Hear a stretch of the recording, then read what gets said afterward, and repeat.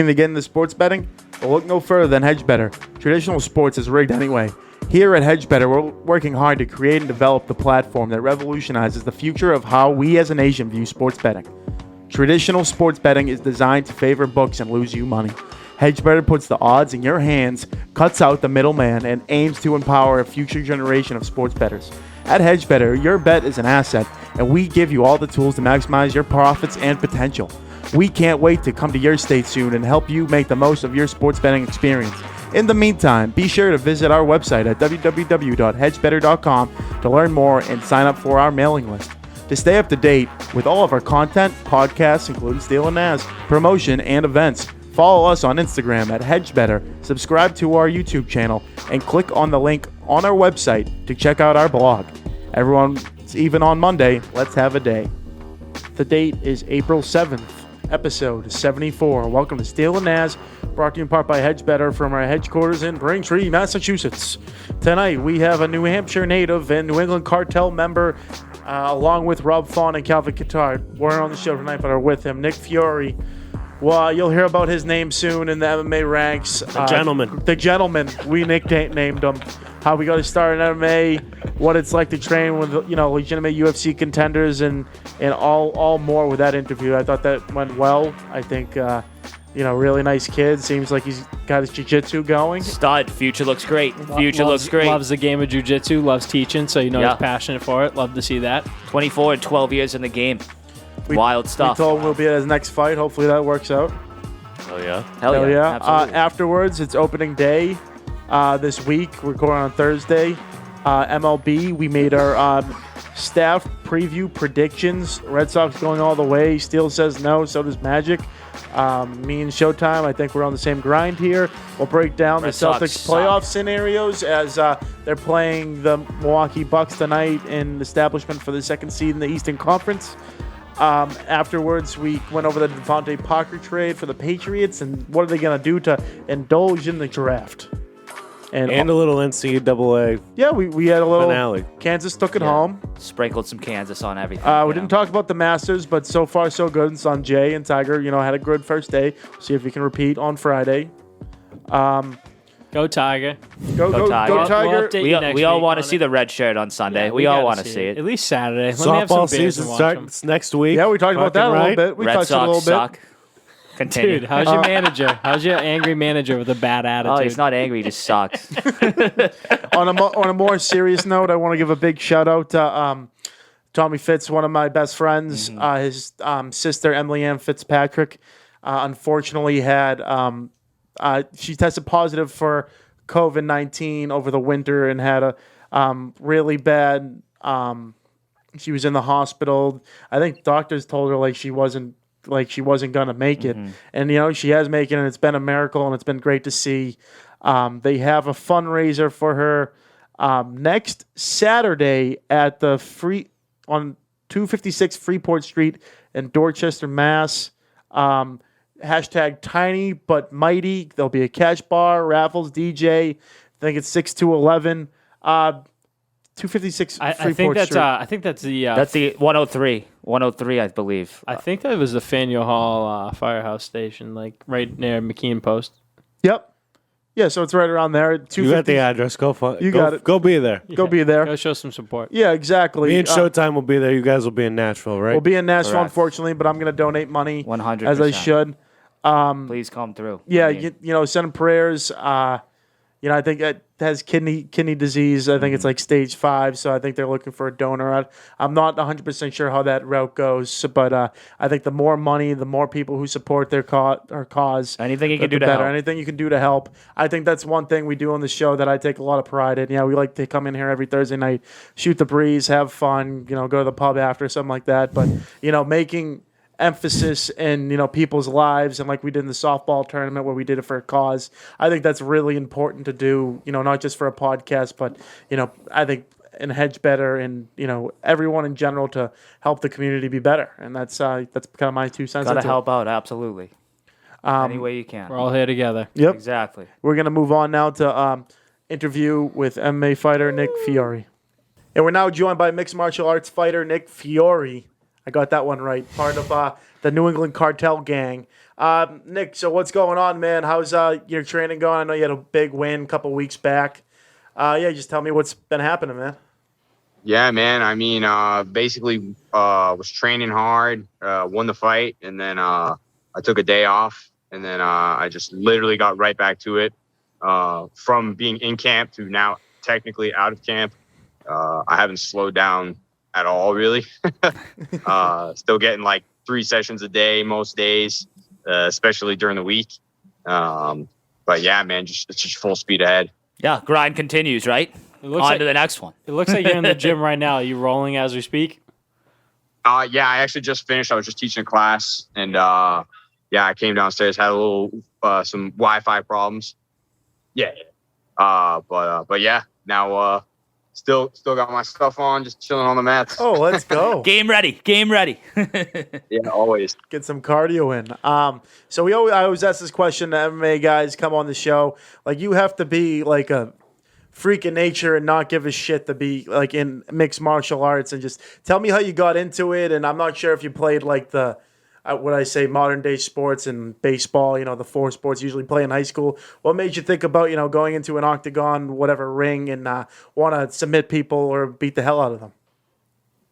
Well, even when I was a kid, I was just really like drawn to mixed martial arts. Just the idea of like how it's a very level playing field. You're just allowed to do almost everything.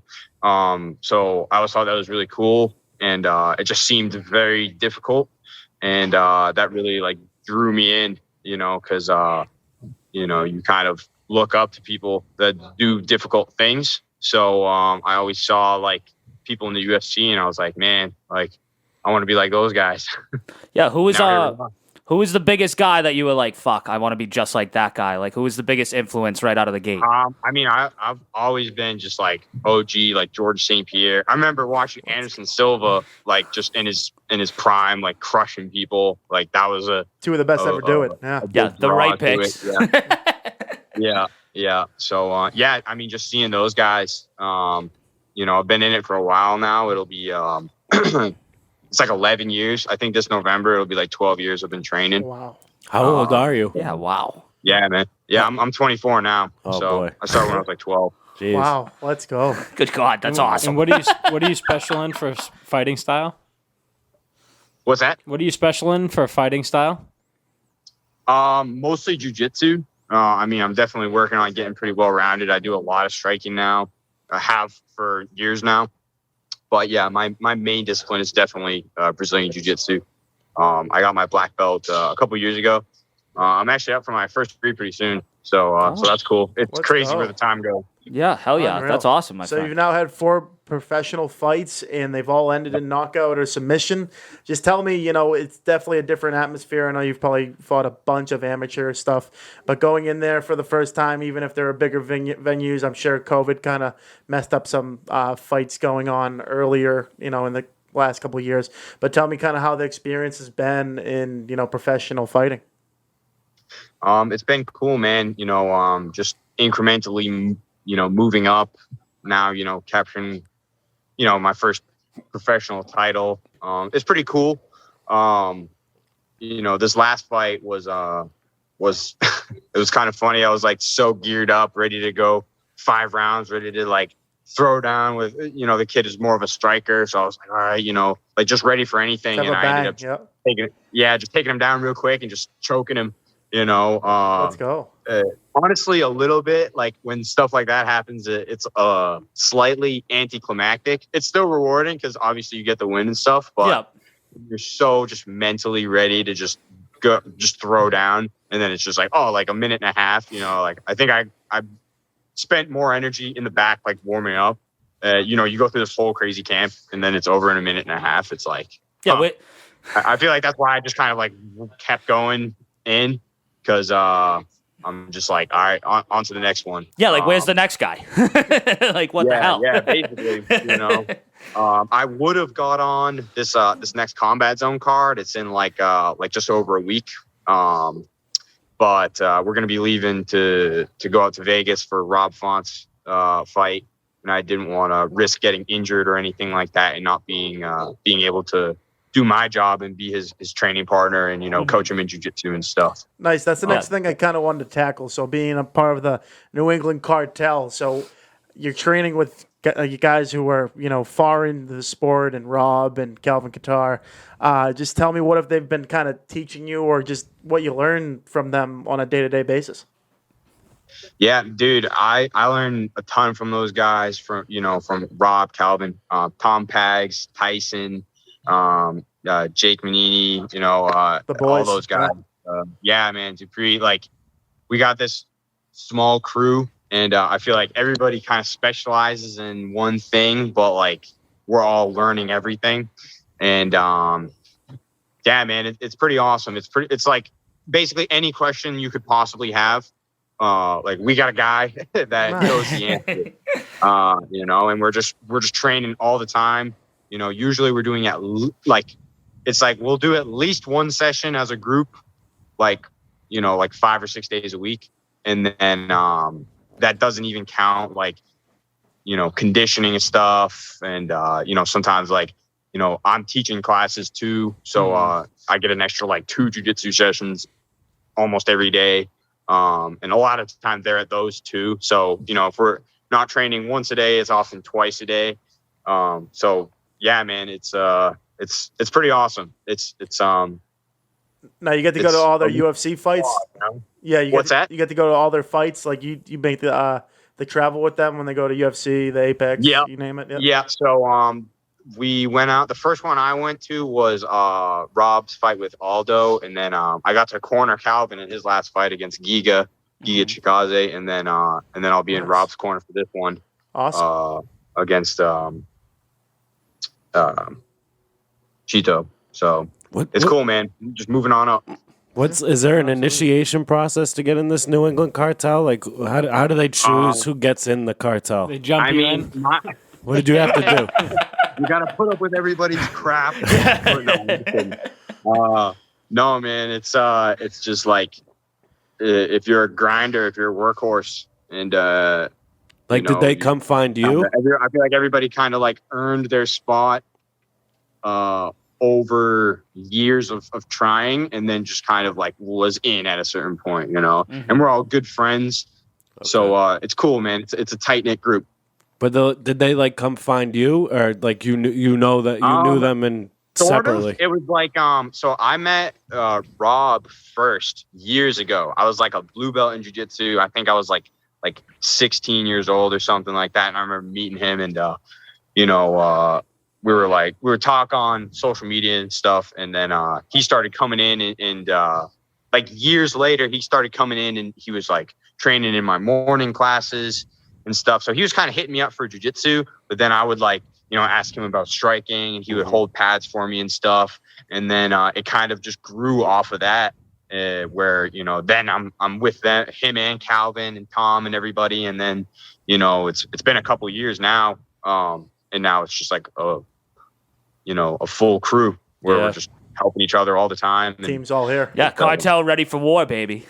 Yeah, you know it, man. We love it. Beneficial for everybody, and it's freaking awesome. Making the walk, and just having everybody with you and out back, and especially for Tom and I being the up and comers, we can always we can draw on Rob and Calvin's knowledge, because having their knowledge through their experience, that took them, all this time to cultivate. Now Tom and I get it earlier in our careers, so that's very helpful. And plus, man, I remember my last fight. I was all nervous and stuff, and I make the walk. I'm in the cage, and I had a moment where I was like, man, Rob and Calvin are fighting the best guys in the world, man. What am I doing right now? This is nothing. No problem. And so it was cool that I was able to kind of take that from their experiences, just being on the sideline. It made me feel more confident. So yeah, that's a kind of serious question I wanted to get at. So Rob fought Jose and Calvin fought Max, and two, probably potential Hall of Famers. Obviously came up short against both of them. Did that, the way they kind of handled that, because they were both went out like bad men. Like they grinded through both those fights, even though they both lost. Did that really teach you anything of how they handled that whole experience? Yeah, man. It's just like those guys have no quit in them, and it's just when you're in the room every day with people like that, it's like how could you not try and be that way, So I feel like everybody's kind of like that. Everybody's like a true grinder. We're all working real hard. The days we don't want it, we're in there still. And I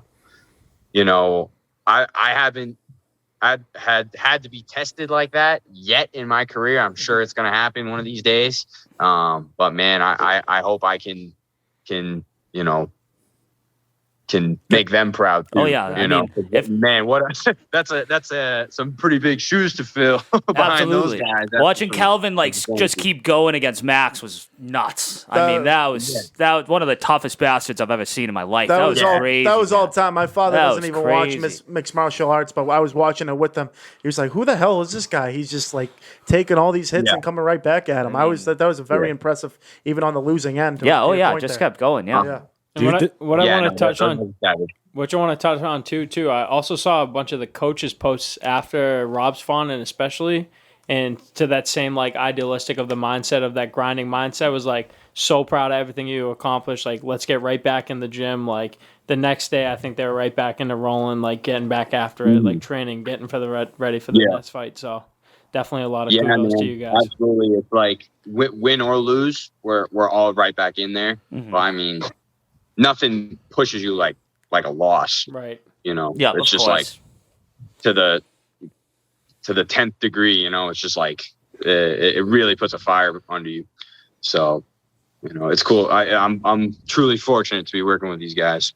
That's what I was gonna say too. Even you going to these fights with them, it probably makes you think wow, I want to get here someday. I want to fight in the UFC. It just it makes you even more motivated and pumped up, being these guys are here, and I don't want to disappoint them, so I got to keep doing my thing and get there, right?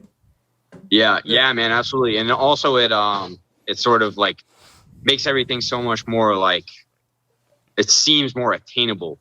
When we're training at the Performance Institute, and we're at the Apex Center at the fights and stuff, and we're seeing these guys that are fighting and training with guys in the UFC, and it just makes it much more of a like I said, it's an attainable goal now. It's oh, I'm here, I just need to win some fights and get to this point, instead of this dream that's just in your head. Now you're actually physically there, seeing all these big name guys, and you're hell man, these guys can all do it. Why can't I? You're training with the guy that's on the poster for the next UFC, and it's just fuck, that's gonna be me. I can see it. I'm with you, man. I love it. I love that. That's running awesome. any other bigger names when you've been at some of these fights? Talk to any other famous fighters? What's that? You meet any other famous fighters or anyone noticeable at these fights when you've been going there? Oh yeah, man. Especially at the Performance Institute, everybody's there. We've seen Francis Ngannou's there, and then Aljamain Sterling walks by, and then it's it's just all a lot of big name guys, just kind of chilling, just doing their thing, getting their workout in, and it's pretty cool, man. Especially when it's multiple guys like that, in the same room, you're just man, what the hell? Yeah, right. Fuck. Is Ngannou as scary as he is online as he is in person? I'm guessing he's probably a little bit scarier. Dude, he's just a brick shithouse, dude. Just a massive guy. That's a good way to put it. It's funny. We were watching him just this was before his surgery, and he was just hitting some pads and stuff, and it's just like a heavyweight, like a true heavyweight, man. Just power. Yeah, is that guy's hands okay? Fucking. Good God, that guy's a house. What is the road to the UFC? What is that for you? How do you get to that first UFC fight? Right now, I'm talking with Tyson. It's looking win a few more fights, get some more experience, and then probably get on the Contender Series. Oh, yeah, nice. Perfect. That'd be sick. That's awesome. So that's kind of looking like it's the way up as of right now. Who knows? Maybe we'll win some fights, and we could just get Rob and Calvin both got in like off of their like. I think a fight fell out for both of them. Actually, I'm pretty sure they just had a fight fall through, and then they just got the call. Hey, do you want to take this fight? And then, then they're in. Chris, I'm sure you're ready if that call comes in. Yeah, I'm not sure if you work out with Chris, but Chris Martino got in that way too, right? Yeah, that's true. Yeah, I've never trained with him or anything, but yeah, I think that's correct. We've talked to him. Good guy.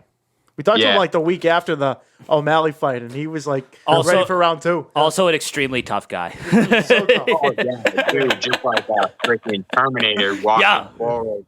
And it's funny how much like publicity he got for that fight. Like he blew up just overnight, Yeah. So good for him, man. That's awesome. I mean, Sean O'Malley still kind of talks about it. He's like, dude, I don't know why that guy couldn't go down. I don't know if I'd call it cardio, but they have a name for it. It's called tardio. He's like, his brain and his body just weren't talking. He was just like, no, you're good. Keep going. Yeah. Just move forward, dude. Move forward. Yep. Do we got a nickname yet, man, Nick? Whatever it takes. You got a nickname yet? No, I don't. Nicky Knuckles, you like that? Mostly just like joking ones, but no, I don't have anything, official. Could we try to come up with one for you? Like, I don't know, Nicky Knuckles to Magic's point? Nicky Knuckles is a bad. I'm all ears. Nick Showtime Fiore. Little Bruce Buffer right there. Somebody said the real deal once. Fury. That's like the obvious one. Just Fury. Hey, sometimes the obvious one's the one to go with. Sometimes you got to let it ride. Nick Fury Fiore. Yeah. I like that. Jake, my our Muay Thai guy. He calls me Flower Power. Because Fiore means flower. Okay. That's original. You won't see that every day. Yeah, that'll be talked about. That'll get you out there. When you get in the UFC and you win, on your way out, you got to start throwing flowers to everyone. That'd be good. Yeah, that's one where it's like, I better be winning. But do not get knocked out with that. Maybe wait for your second UFC win before you start getting the flower tattoos. Establish the foothold. Yeah. What the hell? Now, Nick. Sorry. Whatever gets the eyes on you these days. Exactly. Oh, of course, absolutely. Whatever it takes. You see the Jake Pauls of the world and people like that. Yeah. Dude, I mean, being a good talker, like that can get you further than just winning fights. You see McGregor too, yeah. Oh yeah.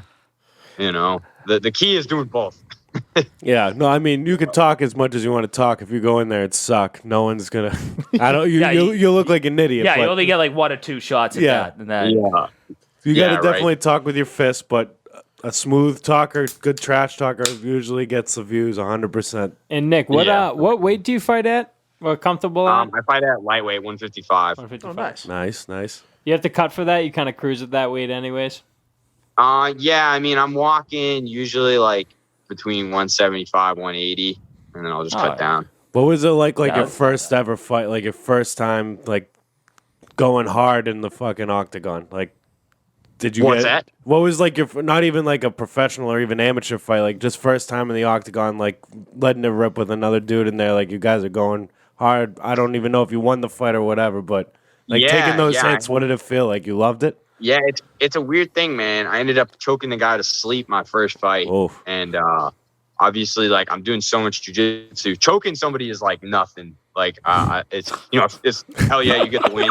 But yeah, when you're like throwing punches and kicks and stuff, when you're like, okay, like, because like you do a jiu-jitsu match or wrestling or whatever, like the goal is not really to hurt them. Mm-hmm. It's just to control them. Mm-hmm. But then when it's like you get in the ring and you have to shut off, like, when you're a little kid, that's one of the first things you learn to get like integrated as a child is don't hit people. And now it's like, all right, go in there and fuck that guy up. It's a weird thing you kind of got to get over, But then it starts to become kind of fun, Yeah. As long as you're on the dishing out end. But yeah, man, it's a weird thing. Definitely. It's an unorthodox way to make a living.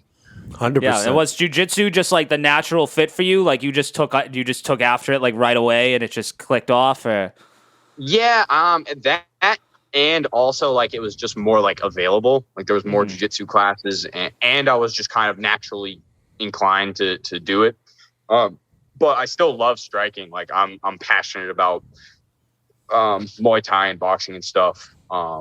I put a lot of time into it. It's kind of funny, like my last couple fights especially, I've been like super ready to like break out the striking and show everybody that I'm well-rounded, but I ended up just like once I take guys down, a lot of the time I can just end up submitting them. Yeah. So whatever it takes. Whatever it takes. 45 seconds later, rear naked choke. Dude, See ya.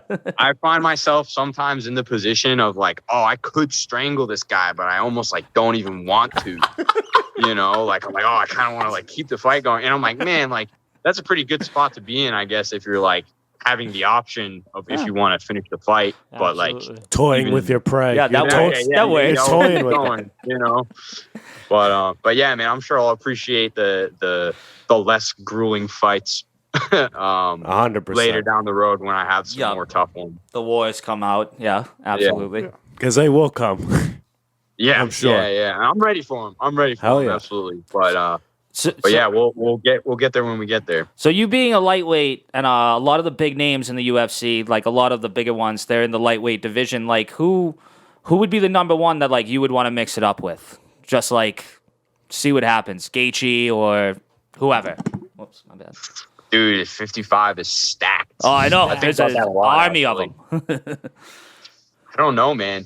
I mean, everybody's just a beast, you know, like especially you look at those top tier guys. Chad Mendez. I mean, shoot for the stars, dude. Like if I could throw down with Charles Oliveira one day, two jiu-jitsu guys. You know, he likes throwing the front kicks and stuff, kind of that long style. He's got it all, man. He's got so much. Yeah, I loved how dude, I love watching him. He's a killer.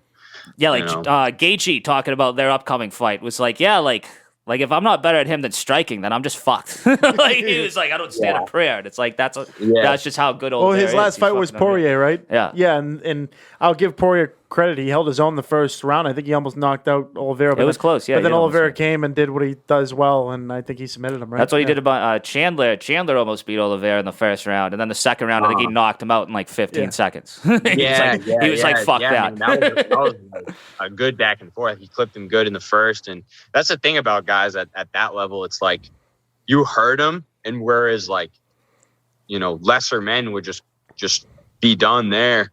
Like those guys are just still in it. And that's, I mean, going back to, like I said earlier, that's a big part of why I love MMA so much. Cause it's just like, I feel like the guys that can rise to the occasion and just like own that moment are just like true badasses, man. I think it's so cool, you know? And I feel like a lot of, you know, training and fighting and competing and stuff also, like, I really like how it sort of transcends just competition and just fighting. You know, I feel like it helps kind of hone you as like a person and stuff. You know, so there's definitely a lot of benefits in that aspect too. You got to be super disciplined to do the stuff you guys do. I mean, like you said, training 3 times a day. No, normal people aren't doing that. They're not even capable of thinking to do that. Yeah, some people I don't know. Like don't even work out. We don't even work out. So well, he does. So some people do. Even to your point of like the actual fight, like you wanted to show everything you had, but if you can just take them down, submit them like that, and you just got to take it the way you can give it, if that makes any sense. Yeah, man. It's one of those things. It's like you can't plan on like, okay, here's what I'm going to do in the fight. I'm going to do this, and then I'm going to knock him out like that. It's like. Just whatever happens in the fight is just kind of whatever happens. Yeah. And I just find myself stylistically a lot. Just, you know, I usually end up taking guys' backs and just strangling them. I mean, I think cool right. It's solid strategy. You know, yeah, man, it stands the test of time. You know, it's the highest percentage submission, the rear naked choke. And also I feel like there's the added benefit of, you know, I don't really have to like beat the shit out of somebody to where, you know, they're all fucked up too. Like I'm even like, I'll do it. Hell yeah. I'll throw down. But, you know, you feel like you're doing them a favor. Fight and like, yeah, man, like this guy can go home and and get back to his training too. Yeah. Like that's fine. I'm fine Just with a quick that, nap. you know? Just a quick nap. Buddy. Helping you out. What a Need to gentleman. sleep. Yeah. What a guy. We should call you Nick the Gentleman Fiore. The gentleman. Kind The of like gentleman, that. I like that. That's good. Gentleman. And also going back to that game plan strategy, Mike Tyson said it best. Everyone has a game plan in fighting until they get punched in the nose. yeah. Oh, boom. Yeah, man, It's a bottom absolutely. And liner. I feel like it's one of those things. Everybody's got a plan until, They don't. until someone takes your back and they're trying to strangle the life out of you. Till the debating whether or not there'll be a nice guy tonight or not. Yeah, right. And it's funny because I'm trying to strangle you, but if I can't strangle you right away, I'm just gonna start punching the shit out of them. So there's that too. The easy way or the hard way? Yeah. What do you want, pal? Take it cold or alive? Nick, Pick your poison, man. Nick, what's your end game here in mixed martial arts? Obviously, you want to get to the UFC, but what's like the most important thing to you to get out of this sport, your career? I mean, obviously, I'm gonna take it as far as I can go. You know, if I can get a world title one day, hell yeah, that's what I'm shooting for. But I'm also, end game. I feel like after everything, I really enjoy teaching and stuff. So that's kind of always been like on my mind too. Is I'm also fighting to, develop a resume and have real experience. So then when when the day does come, I got my own gym and stuff, and people are gonna want to come train with me. We'll call it the Gentleman's Club. I like that. Yeah. I hope he goes with the gentleman. I like it. It seems like all you New England, or at least Font, like Rob Font was a big guy. He said he loved teaching too. We haven't talked to Calvin. I'm assuming he probably loves it too. Maybe is it just an MMA guy thing, or you got to be a certain kind of person to like the teaching aspect? I mean, I mostly teach jujitsu now. Yeah. So it'll probably be more like jujitsu and like some MMA stuff. But I don't know. We'll see. I like it all, man. It's I like a circle of life. too. Someone taught you. You have to you have to pass it off to the youngins and see what they do with it. Outlive us all. You can't let it stop at you. No way. Love that. UFC 273 this weekend. You like any of these upsets here? You got Gilbert Burns versus Chemaev there. You Dude, got Sterling Yan. I keep switching back and forth with Burns and Khamzat. Man, that's such a tough one. I was feeling Khamzat. Today I was watching a bunch of videos on him and stuff, and I was like, man, I'm kind of feeling Burns now.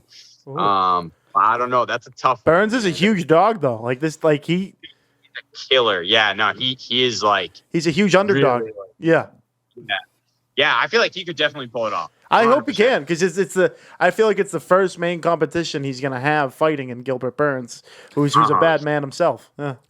They ran into each other like behind the scenes today. Like they were both like in like towels, and Kyle was just like, "Be ready." It was like I smashed you. Probably pulled out his python. Yeah, it was like fucking Jesus.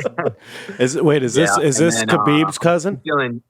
I'm feeling Jan. No, it's for like the scary You guy. like Jan over Sterling? Yeah, that's a safe one. That's a safe one.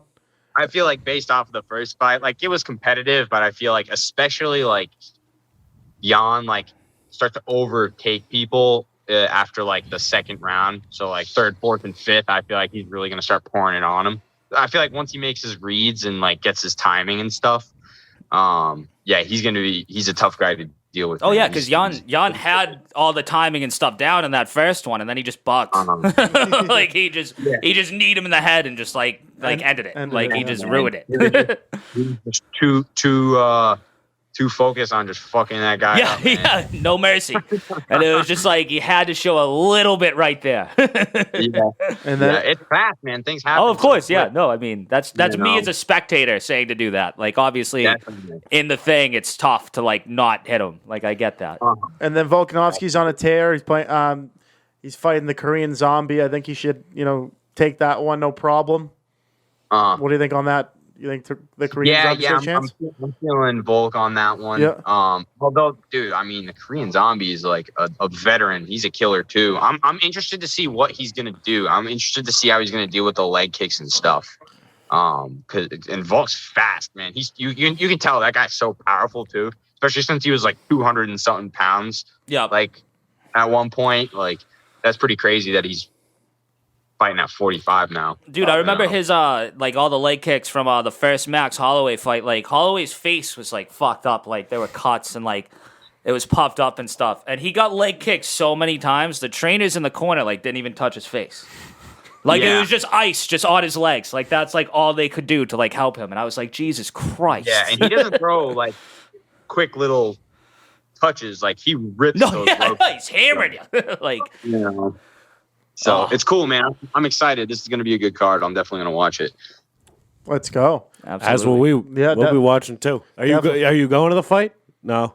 Or Well, when's Rob's fight? We'll showcase that. Who's Rob's opponent again?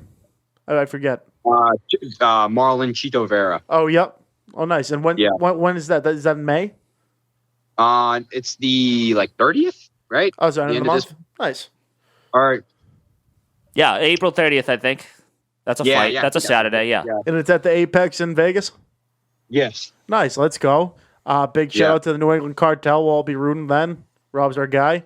we'll look for you we'll look for you walking down there. You'll be walking with them and in the corner and everything. We'll get a picture of you in the corner, throw it up on Twitter, see if it gets interacted with. That'd be good. Good stuff. Yeah, perfect.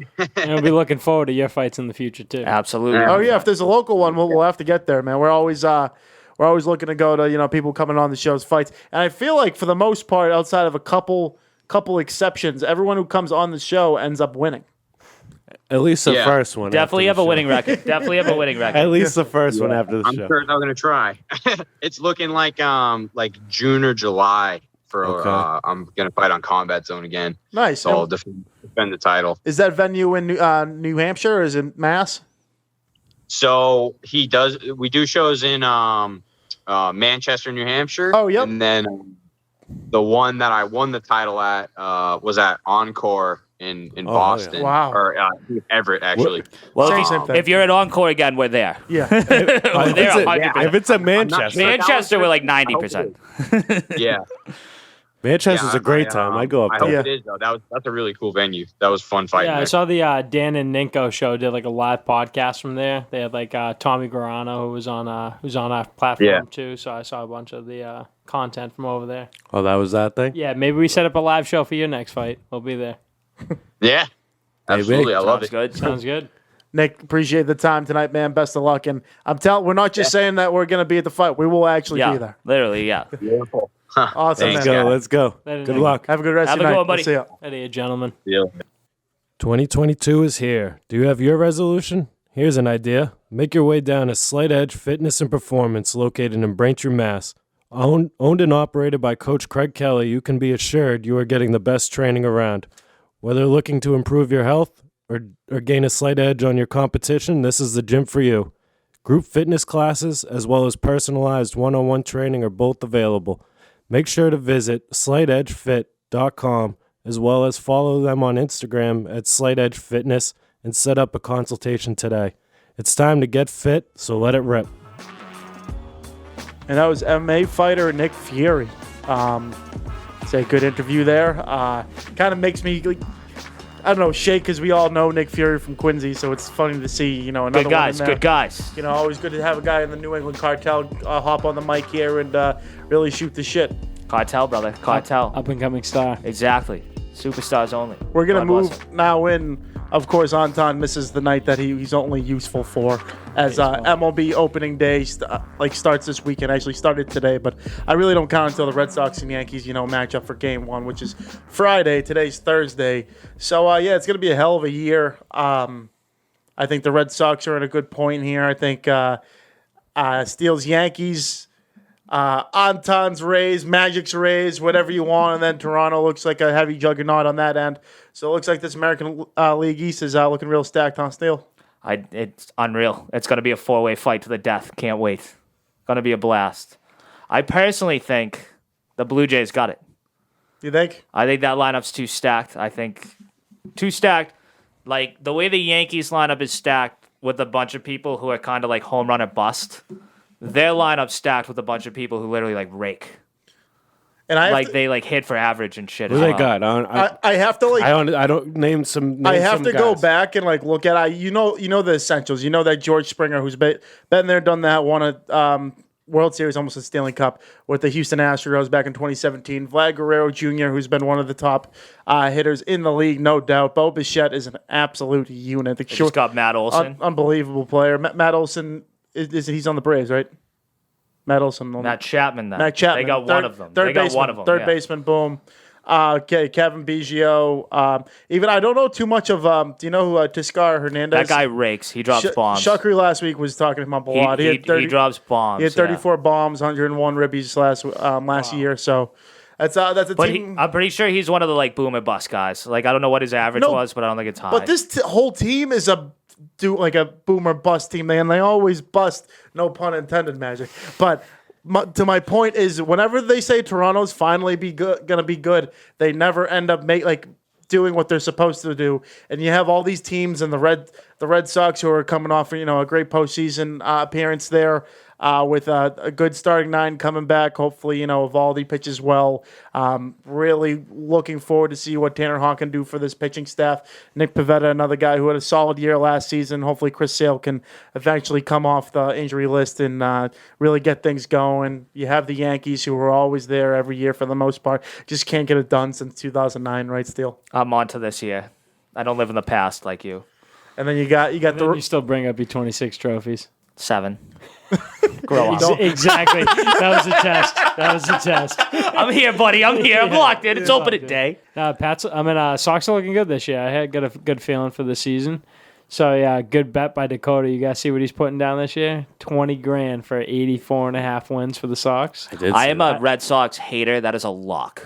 The absolute lock. That's an 84 amazing wins. bet. I heard that. I was like, that's not bad at all. What is that, right? You guys still aren't making the playoffs, but you guys will get 85 wins. We'll be in the Don't playoffs. be silly. You know what? You guys are going to start hot. Yeah, that's like a 500 season. Yeah, that's like sucking. That's like not that good. Good bet by Dakota. No, you guys are great. You guys are going to go all the way. There's nothing that can stop the Red Sox. What do you think the payout is on that? Like $1,000? No, it's probably pretty even. It's probably like I don't know, 20 to win 17. Yeah, I mean, you guys have. Why didn't we bet. make that There's bet? no way you guys get under we 85 might have wins. that. No way. Just no way you guys get under that. I'm calling 100. So what do you think about the Yankees? The Yankees going to win more than 85 games? With Aaron Boone, no. I need that guy to go fucking down. They re-signed him. They re-signed the worst manager in the sport, and I hate that. They're probably going to re-sign Aaron Judge maybe by the time this podcast airs, because that's in the works right now, which I love. This is Gary Cole's Cy Young year. Going to happen. There's every other elite pitcher is out of the AL at this point. Most of them anyway. So I think that's going to be a lock. On the Red Sox side, I'm really concerned about, last couple of weeks, they were talking about Xander Bogaerts' contract, and I love Xander, and I hope he comes back. But you know what? They have a guy in Trevor Story where they can move over to shortstop. They have a lot of minor leaguers that come in and really fit it. I love Xander Bogaerts. Again, I can't say how much I enjoy watching him play baseball, but at the end of the day, shortstop's a lot of dime a dozen in this league. To my point, is Rafael Devers turned down whatever offer they gave him this morning or last night, whenever it was. That's a guy you need to keep because he's literally a top. This is like Mookie Betts all over again. This is going to be a top 10 guy in the league this year, at least offensively. The guy is a bad man. Is he leaving or just turned down the money? He turned down the money. They could be open by the end of the season. If God is good. He'll be a Yankee by then. Yeah, if God is good, that's my third baseman Magic, next year. when they get into the season, they don't like to talk like contracts. Which I'm sure your rough and rowdy thing was once you got into it, you didn't want to talk about the next one until it got by. I don't know. Yeah, I don't know. Devers and Bogarts leaving the Red Sox would be huge. That would suck. Huge. Particularly Bogarts. I'd rather him leave. Devers is probably better, but Bogarts hurts me more.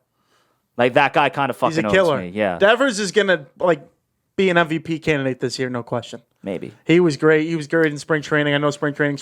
With but... Josh Donaldson now, he's the second best third baseman. Oh, come on. I just think he needs to stay consistent. That's the main thing for his problem. He'll be good to. I don't know. Sometimes I feel like he has such hot spells of just striking out, not getting hit, taking bad balls, swinging at crazy pitches, and then he'll just turn it on towards the end of the season. He is one of the biggest though. Devers, out of respect, when he turns someone, it's just all right. Well, that's 2 miles down the road. Like that thing's gone. This is he crushes it. This is an easy answer, and it's no offense to you, Magic, at all. I'm not trying to pin it at all. But who do you think has a better batting average by the end of the year? Jackie Bradley Jr. or Magic Mike in softball? It's not even close. Me. Yeah, no, by far. Thank you. If Jackie Bradley Jr. I'll keep track. bats 195, I will be happy. Imagine that. That's pretty weak. It's awful. That's weak. But I will take it. If he hits like 15, 20 bombs, bats $1.95, keep the nickel. I love that you don't give him 200. I'm going to bring a journal this season, keep track of my games, just to see how I do. I'll do it for you. All right. Yeah, there we go. I want to know my stats this year. My other team with all like the older guys, we got like they like keep stats. I got like the stats the other day. That was like What you bet? That's a lot to handle. banana land to me. What did you bet? I don't need. Oh, come on, dude. All right, I had like bet 500, hit like 5 bombs. 500. Yeah. Jesus. Yeah, look at the modesty on this fucking You thing. don't, you don't have 500 for the pub. Oh yeah, I definitely do. You think you do? Oh, I know I do.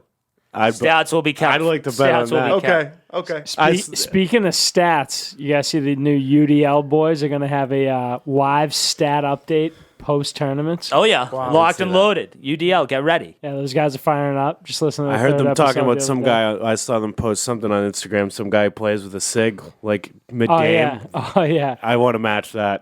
Yeah, well, I no, got to see how me good I too. am. I feel like I'm going to suck. Yeah, I'm gonna have to. Yeah, It's a lot of yeah, reaction. yeah. It's a tough It's game. quick I used to play twitch. up at school, and Gotta be yeah, quick. you got to be quick on your feet, man. You Yeah. can't just drink. Excited to try it. You got to be diving. You got to like.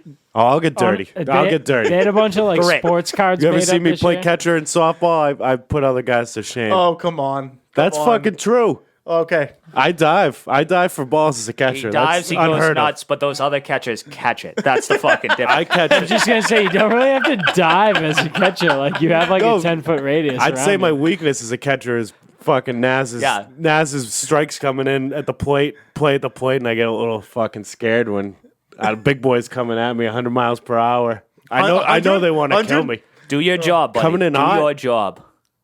Someone was coming in hot last year, and I just got petrified.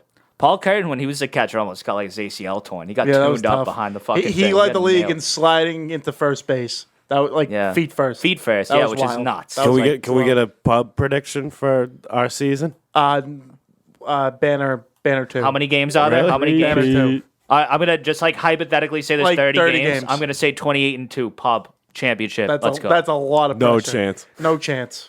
We got to play All right, A-League. You know how many guys? You know how many guys just get tired like after work and just don't want to come. All right, so you disrespect. I would say 25-5 then. I hope. You know what? I don't. 18 and 12 would be nice. I don't even Grow up. I don't even care if we go 2-28 as long as the playoffs. The only thing that matters. Very true. Do you make it anyway? Oh yeah. Oh, then go like 6 and fucking 24. Yeah, be the 8 seed. Play Right. the underdog role. Play the underdog role. My other team, Malik, is wearing a. Who's going to pitch for us? Actually, I won't even bring up Malik's problem. We'll keep that under close. I can slang the rock. I'm now the general manager of the team. Cooper's the acting head coach. Gross. But I'd love to know who you got lined up All to right. pitch. I've been known to be an ace. We'll have some tryouts. Yeah, when he fucking- tryouts. We'll see about that. Showtime. Back to the Yeah. Major League Diamond. so I got AL East. I got Toronto, Mm-hmm. Yankees wild card, Rays wild card. Red Sox don't make shit. By the way, I didn't know there 3 was wild cards. So how does that work? The it's kind of like hockey. The third wild card team plays like the number 1 division winner. Oh, so they all play in the No, wild card I round. lied. The third division winner, like the worst division winner, Yeah. plays them, and the top 2 get a bye, and it's a 3-game series. Oh, so there's 4 teams playing in the wild card round. Yes. The bottom division plays the bottom of the wild card. Yes, and then it's Top 1 and 2 2 wild cards bang. against each I other. gotcha. That's actually pretty neat. It gets more teams involved and more flags, more fun. That's a right? tough bye week. I don't know if I like that bye No, week. I don't if I'm like there. that at all for baseball. I don't think I like that. Especially October, it's getting a little cold. Getting baseball, a little breezy. baseball. I don't want a bye week at all. Nah, I don't Football, like you want a that. bye week. Yeah. Baseball, I don't want a bye week one bit. Yeah, Aaron Judge is hitting like 600, and like we have to sit through a 3-game series. I don't want that. Yeah, for me, I put it on Twitter today, but I think there's going to be one AL East team left out. I think that's going to be the Tampa Bay Rays. I think the Red Sox are going to take care of business. I think they're going to win the division. I think Toronto's going to have a good chance of getting this wild card. And Toronto's a team for me that's going to go deep in the playoffs. I have them going in the ALCS, taking a step forward. Yankees will get in there too. I really don't know how those matchups are going to go. What bottom? Yeah, like the bottom division team is going to have to be. It's going to have to be Chicago, whoever comes out of the AL Central, because I feel like the Astros have no comp either. I don't know. Chicago's a real team to look out for, though. They have a lot of good players. Jose Abreu, Makata there, and Tim Anderson. Yeah, who's a center fielder? He's a savage, huge guy. Fuck, I can't even think of his name. Luis. Yeah. Not that. That's all I'm going. I'm gonna have to pay attention. I don't know any of these people. Yeah. I've heard stories. They have a great pitching staff too, though. That kid Dylan Cease, he's a stud. Lucas Giolata is a beast. Dallas Keuchel's on there, and then Kopech too, right? Yep, and they got Kopech. Yeah, they got a bunch of four savages. studs right there. Savages. Dylan Cease, he's plus 1,400 for the Cy Young. I almost called him Brandon Kopech. Big shout out to that loser, huh? That would have been nuts. Yeah. Anyone else got any baseball predictions? You want to go off about the Rays over there? Randy gonna have a year? It's too long a year. Let me see. I'm not gonna fucking waste my time talking pre-fucking first game of the year. I'll pay attention though. I'm gonna know that team inside. To your point of like, it's way too long. Of predicting championships of any sport. So tough. Baseball's the toughest. Way too tough. Yeah. You could. The Sox could suck in 2 weeks, and we'll be jumping down their throats. Let's be honest. That's why I like doing that on Twitter in the beginning of the year, putting all of it, because by the end of the season, like, you're smoked. Like, you don't. I'm not even going to come close. I hate your pick though. It got me. I saw Anton call you out. Good. I was like, I almost wanted to hop on, and I was like, I'm not even going to bother. Hop on What pick was this for? He's got the Sox winning the fucking division, which I think is asinine. Truly disgusting. I really thought you were over your Homer disease, but the water's warm. The water's warm when you get those fans in Fenway Park with those hot dogs, that green monster booming. Get the job done. Fan power, but I just don't. They're not even close to the best team in the division as is right now. They're all good. You can't even name the best team in the division. They're all good. Wait until you see the Sox on Friday. Wait until you see them on Marathon Monday. This team is about to roll this year. I can't wait till they get See you tomorrow, Craig. Yeah, if they get their asses kicked tomorrow, I'm not coming for you. But I can't wait for the overreactions after the first game of the year. There's nothing better than There's nothing better than opening day. It's all crumble and fire, everybody. Who's the pitchers? Season's over. So Nathan Eovaldi gets a start for the Red Sox against Garrett Cole. Okay. That'll be a good. Garrett Cole, future Cy Young winner. Some prop bets for NL Cy Young. Ooh. Brandon Woodruff on the Brewers, plus 1,100. Aaron Nola, plus 1,800. You got your stats too. You got your numbers. You got your numbers. Thinking about it. I'll go with my MVPs since we're like all over the place. AL MVP, I'm going to have to go Wander Franco. I think Tampa Bay Rays, despite not making the playoffs, they paid their guy, even though he's making good money, but he could have made more. It's another discussion for a different day. But I think 40 homers, $110 RBIs, guys probably might have a chance at the Triple Crown this year. And they're not going to make the playoffs. No, you can have one guy just go off. What did Shukri have to say about Mike Trout? Does he know about your picks? Yeah, he knows all about my picks. Mike Trout has played like 4 playoff games. I know that's career. fair, but I mean the Angels, they suck. Again, and the Rays could too this year. If you say the Rays suck, they've been in the mix for years now. Yeah, Randy's getting figured out though. Their pitching is. Well, I want to know what Shukri said about your picks. He thought it was kind of blasphemy, but Putting it kindly. on the other end, I think he had the Mets going to the World Series, so I called his bullshit too. So it was a good. I like that. That's out of nowhere. That's Mets to the World Series. Yeah, that guy's losing his mind. He's out of control. Keep screaming. This year, I got the Dodgers taking it all. I got a good feeling. I feel like Mookie Betts is going to get the MLB MVP. All That's my guy. Couple. It's all Showtime stoned or he's exhausted. I'm a little How bit much of both. Apex? Yeah, I'm honestly a little bit of both. How right much now. Apex you play today? I had a long night last night. I went to Cousin Stiz last night. Yeah, how'd that go? So much fun. It was like 50 people at this private venue, like Pawtucket. Unbelievable. Could have did the meet and greet. Boys were buzzing. I couldn't go to the bed when I got home though. Like I came here, dropped off Justin, like literally stayed up till probably like 4:30 in the morning. Just like could not get a little bit tired. So happens. Yeah, I'm feeling it right Energy now. was high. Cousin Stiz, shout out. Hey, I'm seeing him on the 22nd too at the Roadrunner in Austin. If anyone wants to go, big plug there. See you there. Cousin Stiz. That's a big Boston's finest. I fuck with Cousin Stiz. That's the big.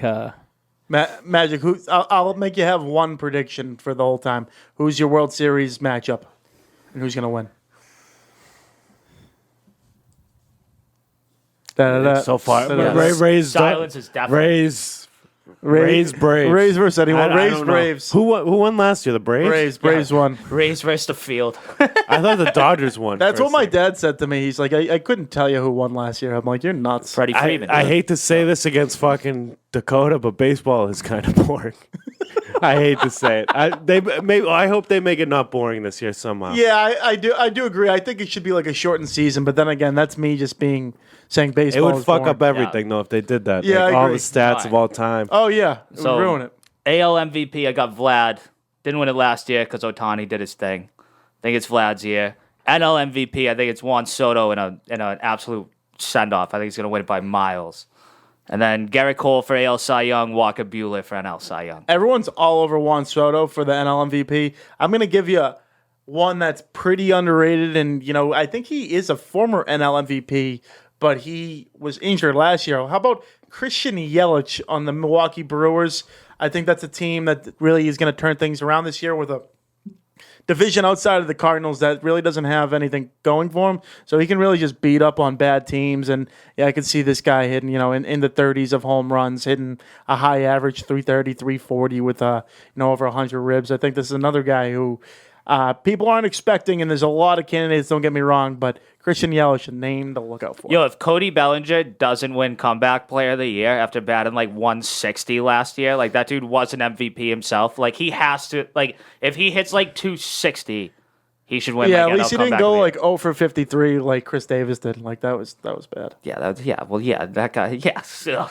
Honestly, I was going to say about that guy Yelich. I completely forgot about that guy. But yeah, last year he was on fire. Like that guy couldn't be stopped. How many home runs did he have last year? Like Not last It year. was the year before that when he was MVP. Yeah, right. Is that when he won the home run derby? I think he won one year. have no I can't idea. recall in my head. I'd have to look it up. Me and Showtime, let's just be honest here. We got to bone up on our fucking MLB. We have to bone Baseball up. is definitely boring. It is. Dude, come on. I'm gonna let's get a text thread going with Dakota and be like, just fill us I can't in. even watch football. Like I'm sick of sports, kind of like sometimes just watch it. I got spoiled too much. Like I got sick of going to games. Like it's bad around here. Like Well, great That's both. transition because it's supposed to get hot here at the Garden, right? Yeah, Boston Celtics. Actually, you know what? Before I do that, my prediction of the World Series, I'm with Showtime here with the Dodgers. I think they're a team that should not be beaten. If they lose, it's the biggest upset in years. Like last year, that was a big upset, them losing to the Braves. But this year, it's kind of a boring World Series prediction. I just think the Astros are a team that's been there and done that. And it's going to be Dodgers, Astros. Once again, the Dodgers become victorious. Dodgers over White Sox, and I have that like right here, and I'm switching it. White Sox, fuck it.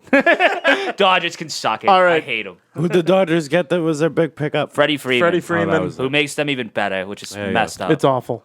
You still can't guarantee wins though with unbelievable lineups. The Yankees will tell you that. The Yankees didn't win the actual World Series, but they won like 110 games with those teams. Like you win. Doesn't matter. You know that doesn't matter. Still. I know that. I'm not saying it does, but they're still going to be really good. Transitioning on into the NBA, as the Boston Celtics are now tied for second place in the Eastern Conference here. They're playing Milwaukee tonight. We're recording on Thursday night. Winner overtakes the second seed and will probably play, 7 seed in the first round. So great win the other night against Chicago. Just left no doubt. Jaylen Brown has been on an absolute tear. It's tough. Yeah, Rob Williams getting hurt out till probably the second round of the playoffs here. hate to see it. But a lot of promise in this team. Al Horford is playing his best basketball he's played in quite a couple years. Jason Tatum. What is there more to say than that name? Pretty good, yeah. He's been incredible, MVP candidate. But the thing I want to get down to is big game here tonight. Because should they win or should they lose? Because if they lose, they probably are going to get into the 3 or 4 seed where you have Toronto, which is a COVID savvy when you go and play them, or you got the Chicago Bulls in the 6th seed. And then a lot going on here. Sorry, a lot going on. And if they win here, if they get the 2 seed, they're probably going to play Brooklyn. And then if they beat, do you think Brooklyn's setting themselves up for that? I figure like they're losing game. No, they beat their Knicks game last night. Didn't I they? want the 2 Yeah. seed because Brooklyn's going to lose to play it. You Not think? worried about him at all. you Not think worried about him Kyrie at all. also You're- won't be able to play. No, or he did they won't. change No, that? he can Oh, they play. changed He it can now. play. They played no defense. Fuck them. You're They're not even gonna relying on Cleveland to fucking beat them. One time. No. No. Put in Taco Fall. I seen him been warming up. He's going to change the game. He's got it. No, I don't like it, though. I think they should hope they don't have Tatum, Horford, if anyone besides Brown playing tonight against Milwaukee, it's basically win or don't get the 2 seed. And I would like to see them tank in this game, and they're doing it. I think they're down by 2 right now. By the time you hear this episode, you'll know what's going on. Those guys are all sitting? Yeah, they're all out tonight. You all reek of fear. Which I like that. I don't reek of fear. You want to play Brooklyn in the first round and then play Milwaukee? Or do you want to play the Raptors or Bulls in the first round and then the Heat in the second round? I'd much rather the second thing. The team that gets put on the court out in front of them, we're going to kick their ass. That's cute. The whole Mike Steele, feed me him. And then when you get to Kyrie Irving and Kevin Durant, they fucking smoke you as a 7 seed. That would be embarrassing. There's a reason they're the second best team. And it's going to feel great when we win. They have the second best odds to win the Eastern Conference, and they're a goddamn 8 seed right now. That should tell you everything. I fear the fuck out of the Brooklyn Nets. They smoked us last year. Wasn't even close. Last year. Yeah, this year I guess is new, but I'm just saying I would rather take my chances with Toronto Raptors when they beat our JV team. I think we could beat them. You saw what we did to Chicago Bulls last night. Except if there's that vaccine issue. That's a good call. I was just going to say, give me the Bulls. After how that game went. I hope it works out. No, I want the Bulls. Feed me the Bulls. Give me the Bulls. That's an easy win. Then get Robert Williams back. Yeah. And I don't give a fuck. Take down the Heat. Like I want the Bulls more than anything, but I'm not going to cowardly run away from the Nets. No. If it comes, it's going to be like, all right, give me war. Chestnut checkers, Steele. Chestnut checkers. I want that war to be in later rounds. I want it's just not. I agree. It's not smart. You can't sit here and say it's Speaking of smart, Marcus Smart, Defensive Player of the Year. Smart. I want wins. We might not win against the Nets. Cowardly. We might not beat them. If they end up playing Brooklyn in the first round and we lose in 5-6 games, I'm coming for your head. Steele's got a week suspension if that happens. I'm not going to be worried. I'm not worried about it. Week suspension. I'm not worried about it. That's a bold. That's a bold take to say you're not worried about it. They played no defense. They'll score 130. We'll score 140. I'm not worried. But you got to play your best game to beat that team. I don't think we do. Time game I don't think they do. I know we do. I don't think they do. That team stinks. And we weren't good 30 games ago, but now we are. Like, what happens if that switch comes back against a great team? And we're missing the big man. You're calling a great. You're calling a mediocre team great. That's what you're doing. We're missing one of our top players. You're playing the Brooklyn Nets. You need to be They have fully two loaded players team. and everyone else sucks. I do not agree with that at all. They have Patty Mills. They have Seth Curry. They have all these guys who are great role players who can play. You know what? Feed me the Nets. DeAndre Drummond. No. You guys are feeding me. Let's just see if we can handle it. If we can't handle the Nets, why even watch the rest of the playoffs? We can't handle them. But no, I take that back because we need fucking our big man. We're not looking for first round wins. Let's go. I know you're with me, Matt. You just want to take the other side. Yeah, it Steele's getting me fired up, but we need the big man. Come on. No, we need the big man. Nets, dude. Give me an easy team. Give me the Bulls. We kicked their ass last night. Give me the Bulls, the Cavs. I don't know if they're a possibility I'd like the Bulls. Again, I would like the Bulls. The only teams I think you could play are basically Toronto, Bulls, or Brooklyn. Or Cavs. Actually, that's a lot of teams, but you get what I'm saying. I don't like that Toronto. No, I'd rather the either. Bulls. No, I'd rather the Bulls or the Nets just because Toronto. I don't want to lose because our players have some vaccine, but that sucks. Yeah. That's nonsense. No, I'd rather not every team in Philly, Milwaukee, Boston. They all want to play the Bulls. Yeah, if Kevin Durant drops 90, it's fuck. All right, that sucks. But if two of our best players can't play because of some bullshit rule, that sucks. And I think it's definitely Jaylen Brown, and I'm not sure who else. I think it's just Jaylen Brown, which is a bad loss. They said two big players, and I don't know. I mean, that's just a tabloid thing. I don't know how big the second player is. They said Horford was vaccinated. Yeah, and they said Tatum too, I believe. Yeah, Tatum's a no-doubter. So maybe it's smart. I have no idea. I could not tell you. Jaylen Brown. Oh no, that's one. We were there. How stoned are you? Yeah. Hey, let him vibe. Yeah, let him vibe. It would be great if I won't be a narc. It would have been great if the Nets could face Miami round one because I think they could beat them. Who? Nets, Miami, 1 seed, 8 seed. The Nets could definitely beat. The Nets can beat anyone. I know. That's my point. You do not want to play a team in the first round that can beat anyone. Agreed. I don't think they can be. And they have, at his peak, in it playing his best game, he's the best player in the world, Kevin Durant. No question. 100%. No questions asked. And right below that is the second team I'm afraid of in the Eastern Conference, and the Milwaukee Bucks. And They should be one. Yeah. What? You should flop them. Is that because we might play the Nets earlier? No. If we Because the Bucks are way scarier. Than the Bucks are the best team in the Eastern Conference. We'll see 100%. tonight. It's We'll not see close. tonight. This is a little preview. Because everyone's sitting out. Yeah, Because fucking Aaron Neesmith can't fucking beat the fucking. We're down by 7. I hope we lose by 40. Really kick everyone in the ass. I hope we win by 40. Go ahead. no chance. All right, 10 minutes. Aaron Neesmith. 10 minutes here, guys. Breaking news: the New England Patriots traded a 5th-round pick, right, for Devante Parker. Let's go. I'm not even sure what it was. I don't even know. Yeah, it was a high draft There pick. was nothing. Yeah, it was Low, it whatever was we want to call it. Nothing I'm worried about that we traded for him. Devante Parker, I think, great pickup. He always kills the Patriots. Is kind of like a great number 2 and like an okay number 1. He had that 1 year. He had like 1,200 yards. Yeah, and he was kind of like a 1 year. like the Dolphins there. They got Tyreek Hill. They have Jalen Waddle, so he was kind of just like extra guy for them. Well, on the other hand, we need a guy like that. So I think that's a good start. They're all working out in Florida right now. Yeah, he already Mac joined Jones, the squad. Yeah, he already Jacoby joined the Myers, squad. all the boys are down there ripping it. I think they're in Tampa. Yeah, I think they're in Tampa. No, and I like Trying it. to pick up on some magic down there. It reminds me of LaFell. It reminds me of Brandon Cooks. Like, he's Yeah. that guy that can be on the outside and opens up everything for everybody. Because, I mean, Jacoby Myers has been trying to be like our 1. But if we can make it so that he's our 2, I think that's great. Now, do you think they're still like we still have a chance at going at Alabama receiver in the first round? Or do you think like it's going to be more of a defensive front, offensive line type people? Because I don't know if they're going to go with Jameson Williams, Mechie, these I don't Alabama think they are. receivers. I think that was the receiver pick. You think? I think that was the receiver. The way that we operate, I think that was the receiver pick. I would much rather them get Jameson than Devante. Like, I would rather them have done that. Yeah. But I don't think that's the way they like. They don't like to draft receivers too much. Are you guys laughing? Are you guys having I fun? don't know what he's doing. This Showtime is like looking at me. Craig's fucking. so weird. Craig's on his fucking. I don't know what he's doing. We already got it. Yeah, we got into his night. You feeling good?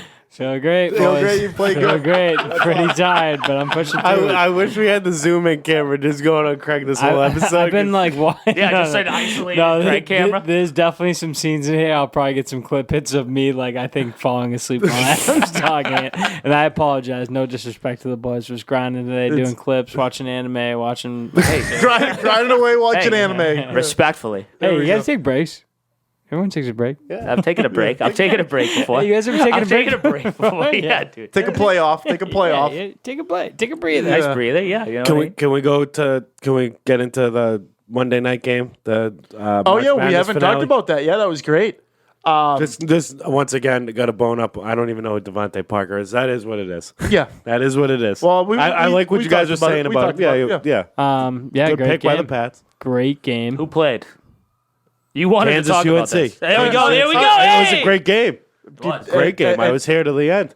Oh, any like further? What else? Like Takeaways. I feel bad. UNC looked like they got banged. Their ankles were weak, or maybe the court's fucked up. Guys were breaking ankle or rolling ankles that left and last right. play, the tall guy like falling and tripping and like missing that easy like layup, whatever. That There were guy a lot was, of missed layups. in that guy game. was A lot falling of missed apart layups. towards the end. Yeah, that was honestly UNC's game to give away, and they kind of blew it towards the end. That halftime lead was down bad. at 15, but they did that earlier in the tournament against Baylor. They were up by like 25, and they blew a 25-point lead. I knew Kansas just has an offense that runs up and down. I was gonna say, I'm forgetting names, but number 30 was a savage for them all tournament. But Remy Martin. Agachi or whatever. yeah. But what? How about low key the most clutch shots of that night?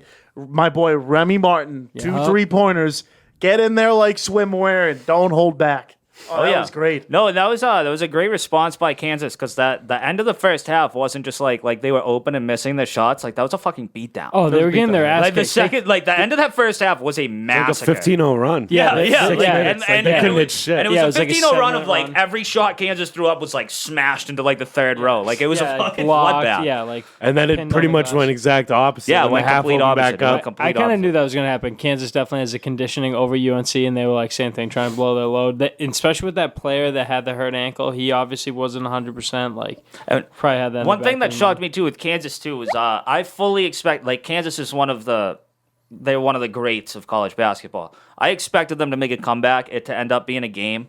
They made it a game with 12 minutes left in the second half. They came back much quicker than I thought. Like that. They came back much quicker than I thought they would. I knew they would come back, but it was much quicker. And I give North Carolina a lot of credit for having a lot of resiliency. They came back in there. They stuck in it. They stayed Kansas went up they were so hot. Yeah. They started getting up 7. Momentum was ridiculously not in their favor. They stuck around. Yeah, they did. Till the end. I'll get into my wagers a little bit. So I had Kansas plus 1,200 to win the tournament, beginning of the tournament. So when they got to the championship, I'm like, all right, we already won. So I hedged them with North Carolina. And then I was just like, all right, I had an extra 100 on the table. So I said, take overtime. So, for them to get the overtime, which is plus 1,500, I still like that pick. Yeah. And, after, it was very close. If you remember, it was right there. The last 10 seconds, a tough 3 miss and then out of bounds. And then Kansas, the guy steps out of bounds. So there's 5 seconds left. So I'm like, yo, if they hit this is banana land. I don't even care who wins. I'll cash out with that, go to OT. They could tie for and I'd probably still win. I loved every part of it. I thought Kansas would win and was kind of rooting for them that whole game up until that kid stepped out of bounds. And then I was like, fuck him. Yeah. I was like, UNC nailed this shot and win an OT. It was an awful shot, too. That kid flirted. That would have been ridiculous if they imagine blowing it like that. That kid flirted with being one of the biggest losers in sports history. That's what was on the table there. He was so lucky that shot. Teetering on the line. Caleb Love. Nice. Wow. Showtime's awake. We're back. I'm in my zone, baby. Wait for this interview. Nick Fiore. We're getting crazy. Caleb Love, who airballed basically the last 2 shots, was absolutely money for them down the stretch in the tournament. But how don't you set it up for him? And this is just the whole thing that Steph Curry, all these 3-pointers set up. He took a 16 seconds left. He was 8 feet behind the 3-point line. No man's land. 10 seconds left on the shot clock, too. Have him cut around, bad. beat the guy he's on. They're lucky they got another chance after that, and then he missed the next one, too. That would have been to Steele's Is that guy going to be in the NBA? Because I fuck with him. Caleb Love definitely will be in the NBA. All right, good. Oh, he was so fucking fast, dude, up and down the court. Holy shit, that guy. He gives me ASAP Rocky type of vibes. Yeah. For what that's worth. Nice, man. I was calling him Menace to Society. Yeah, nice. All right. We'll let it ride. Great tournament though. Great tournament. Great tournament. What madness, you know? I think the tournament delivered on all aspects. Absolutely. Let's talk about some highlights. Who's your favorite from the March Madness tournament? I have to go Doug from St. Peter's. Come on. Oh, I mean, you're stealing everyone's pick. And the best part of them, they all left. They all left. Coach left. The 3 best players were like, we're leaving too. Yeah. They're all going to get money because you can get money now. St. Peter's is back to being a YMCA little school. That's Eastern Nazarene back in action. I might apply. And you can interrupt and be like, okay, they kind of did dirty to them. I'm like, no, they just got their moment and they got out of there. That school will never be back. And then I will call that right now, ever again. So get the hell out of there. You made your mark. Now go play for Dayton or Davidson. No, when you walk away from God, Western bad Kentucky. things happen. When you walk away from God like that, bad things will happen. No, all those Magic knows some experience. Yeah. That's not God. That's the St. Peter's Peacocks. You walk away 100%. You walk away 1,000,000,000%. Good call. I like is that white guy who was on North Carolina going to make the NBA, you think? I don't know. I don't know his draft especially stuff. after that I game. know Caleb Love definitely will. We have to close here because we're starting the interview up. Any last remarks? I watched a full 18 holes of Tiger Woods today, opening round, 1 under. That was on now. That was terrific. Is this a replay? Yeah, it's a replay. It was Saturday great night, Cam's at Kamayev. Let's go. Let's go. Folks, want to thank you for tuning in, as well as Nick Fiore for coming on and Hedge Better for making this all possible. Big shout out to Slight Edge Fitness and Performance and Braintree and the law offices of Patrick J. Foley. Keep out for our laying down the law picks this Saturday. Anyone got anything else to add? We didn't. Oh, we were. Never mind. Shout out Happy Dad. We want the cup. Shout out the Scrambled Pod. Shout out Imposters NFT. Boom. That's all from Steele That's a good Nazz. shout out. Be safe out there, and have a day, have a weekend. Masters baseball. Let's go. Woo!